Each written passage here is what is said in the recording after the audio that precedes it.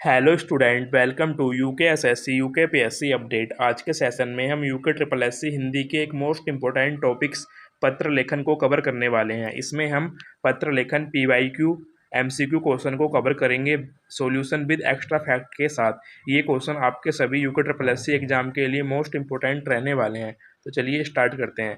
आज का हमारा फर्स्ट क्वेश्चन है, पत्र लेखन किस प्रकार की रचनात्मक विधा है? गद्य विधा है या फिर पद्य विधा है, निबंध है या फिर समीक्षा है? अगर इसके राइट आंसर की बात करें तो पत्र लेखन हमारा गद्य शैली में लिखा जाता है। अब गद्य शैली और पद्य शैली क्या होती है? आपने हिंदी के जो 24 कवि दिए हैं सिलेबस में, वो गद्य और पद दो भागों में उनको बांटा गया है, तो आपको पता होना चाहिए गद्य और पद्य क्या होते हैं। अगर इस क्वेश्चन के सॉल्यूशन की बात करें तो पत्र लेखन एक गद्य विधा है जिसमें विचारों का विनिमय होता है, यानी कि विचारों का आदान प्रदान किया जाता है। गद्य शैली क्या होती है? यह विचारों और सूचनाओं को व्यक्त करने का एक सामान्य तरीका है। एग्जाम्पल की बात करें तो कहानी, उपन्यास, निबंध, नाटक, लेख सभी आपके गद्य शैली में लिखे जाते हैं। गद्य और पद्य हिंदी साहित्य और रचना की दो महत्वपूर्ण विधा होती हैं, जो है गद्य और पद्य। अगर बात करें पद्य शैली की, पद्य लय, ताल, तुकबंदी के साथ लिखा जाता है। यह भावनाओं, कल्पनाओं और सौंदर्य को व्यक्त करने का एक रचनात्मक तरीका होता है। इसके एग्जाम्पल की बात करें तो इसमें कविता, गीत, दोहा, सरोटा, छंद आदि लिखे जाते हैं।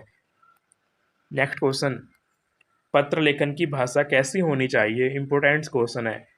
पत्र लेखन जो आपका लिखा जाना चाहिए, ये लिखा जाना चाहिए स्पष्ट और सरल भाषा में आपका पत्र लेखन लिखा जाना चाहिए। पत्र लेखन लिखने के अन्य तरीकों की बात करूँ तो मैं पत्र लेखन ज़्यादा प्रभावपूर्ण हमको बनाना चाहिए और उसमें विनम्रता, सहजता, शिष्टता और सरलता आदि के गुण शामिल हमको उसमें करने चाहिए। पत्र में वैचारिक स्पष्टता का होना महत्वपूर्ण है और पत्र में गोपनीयता नहीं होनी चाहिए। ये पत्र लिखने के एक अच्छे उदाहरण है।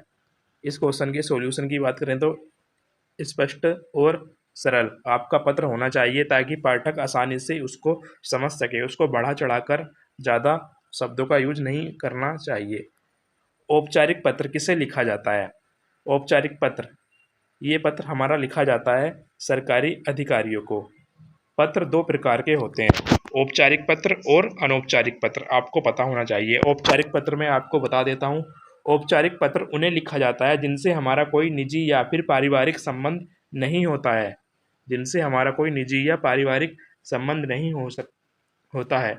औपचारिक पत्रों में अभिवादन शब्दों का प्रयोग बिल्कुल भी नहीं किया जाता है। अगर औपचारिक पत्रों के एग्जाम्पल की बात करूं तो इसमें कार्यालय पत्र, शिकायती पत्र, आवेदन पत्र और प्रार्थना पत्र, प्रशासनिक पदाधिकारियों को पत्र आदि इसमें शामिल होते हैं। इसमें जो महत्वपूर्ण पत्र लिखे जाते हैं, यह लिखे जाते हैं कार्यालय पत्र, संपादकीय पत्र, व्यावसायिक पत्र और प्रार्थना पत्र या फिर आवेदन पत्र इसमें लिखे जाते हैं। नेक्स्ट क्वेश्चन, पत्र के किस भाग में विषय लिखा जाता है? पत्र का जो विषय है यह लिखा जाता है अभिवादन के बाद। मान लीजिए ये एक A4 साइज का पेज है, इसमें आप पत्र लिख रहे हैं तो सबसे पहले लिखा जाता है पत्र संख्या व पत्रांक, और यहाँ पर लिखा जाता है शीर्ष में कार्यालय का नाम, प्रेषक जो पत्र भेजता है, और यहाँ पर लिखा जाता है सेवा में, उसके नीचे फिर प्रेषित जिसको पत्र प्राप्त करना है उसका पद और पता इसमें लिखा जाता है। बीच में इसमें जो हम लिखते हैं जैसे एप्लीकेशन में लिखते हैं वो लिखा जाता है सेवा में के बाद, और सबसे नीचे किए जाते हैं इसमें हस्ताक्षर। नेक्स्ट है, प्रिय मित्र किस प्रकार के पत्र का अभिवादन है? यह एक अनौपचारिक पत्र का अभिवादन है। आपको मैंने बताया था ना कि पत्र दो होते हैं, औपचारिक, अनौपचारिक। अनौपचारिक पत्र की बात करें तो अनौपचारिक पत्र व्यक्तिगत पत्र होता है। यह पत्र उन लोगों को लिखा जाता है जिनसे हमारा व्यक्तिगत संबंध होता है, जैसे माता पिता, भाई बहन आदि। अनौपचारिक पत्र में जो पत्र शामिल होते हैं, बधाई पत्र, शुभकामना पत्र, संवेदना पत्र, धन्यवाद पत्र, निमंत्रण पत्र इसमें शामिल होते हैं। और अनौपचारिक पत्र के प्रमुख 3 भाग होते हैं, शीर्ष भाग, मध्य भाग और अधोभाग। ये आपको ध्यान रखना है। नेक्स्ट क्वेश्चन है, निम्नलिखित में से कौन सा पत्र व्यक्तिगत पत्र नहीं है? मित्र को बधाई पत्र, भाई को आमंत्रण पत्र और संपादक को पत्र। इसका राइट आंसर हो जाएगा संपादक को पत्र। सॉल्यूशन की बात करें तो इसके संपादक को पत्र यह सार्वजनिक यानी कि औपचारिक पत्र होता है।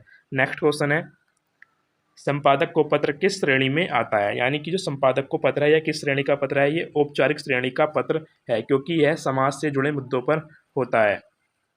नेक्स्ट क्वेश्चन है, पत्र का मुख्य उद्देश्य क्या होता है? आलोचना करना, संवाद स्थापित करना, साहित्य रचना करना या फिर सूचना ग्रह।